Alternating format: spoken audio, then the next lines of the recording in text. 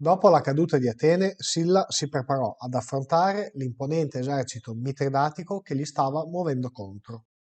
Comandati dal generale Tassile e rinforzati dai contingenti fuggiti dal Pireo comandati da Archelao, i Pontici avevano radunato un esercito di 120.000 uomini, di cui 10.000 cavalieri.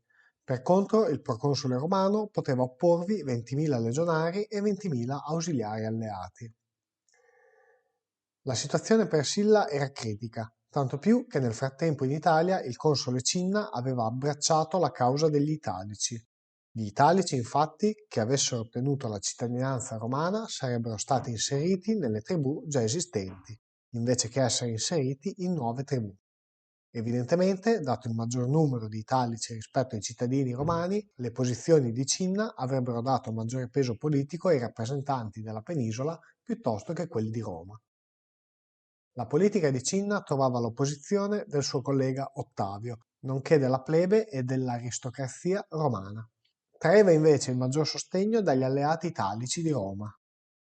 Le tensioni tra le parti aumentarono a tal punto che il Senato romano decise di destituire Cinna, che fu costretto a lasciare Roma.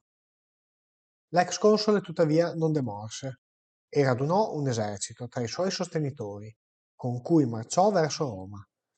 Tra i generali dell'esercito spiccava Gaio Mario, che rientrato dall'esilio aveva fiutato la possibilità di rientrare nella vita politica romana.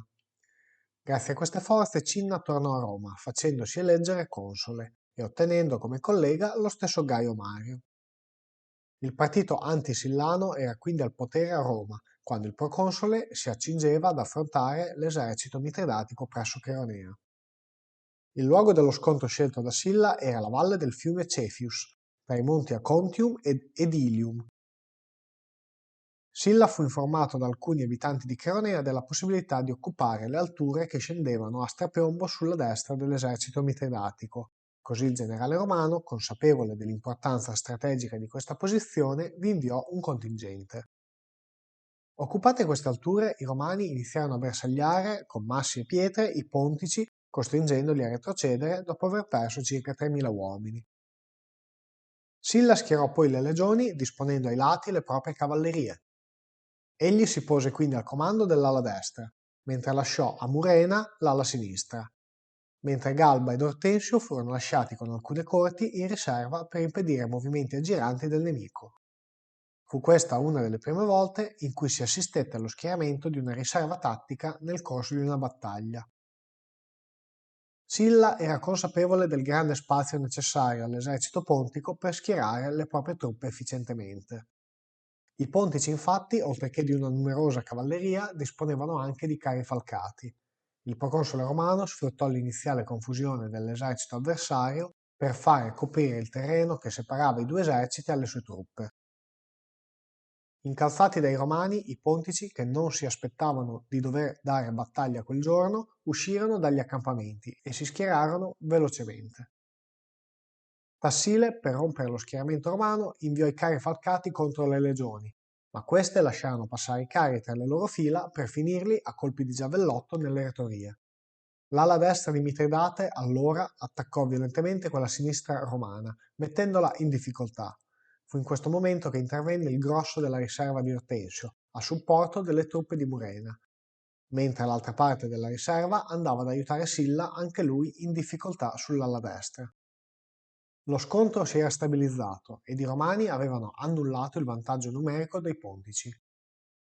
Si era giunti al corpo a corpo e fu in questo momento che la maggiore preparazione ed addestramento dei romani ebbero la meglio. I pontici cominciarono a perdere terreno su tutta la linea e ripiegarono verso il loro accampamento. I romani incalzarono i nemici così da vicino che riuscirono a penetrare nel loro accampamento, facendone strage. Si stima che l'esercito di Mitridate perse circa 100.000 uomini, mentre i romani lasciarono sul campo un numero insignificante di caduti. La situazione politica a Roma tuttavia non lasciava tranquillo Silla. Infatti, pochi mesi dopo la sua nomina, il console Gaio Mario morì e Cinna fece nominare al posto del defunto Lucio Valerio Flacco, che inviò con 2 legioni in Oriente. Il compito di Flacco non è ben chiaro, sta di fatto che Silla gli mosse incontro e Flacco, le cui truppe simpatizzavano per Silla, decise di unirsi all'esercito del proconsole.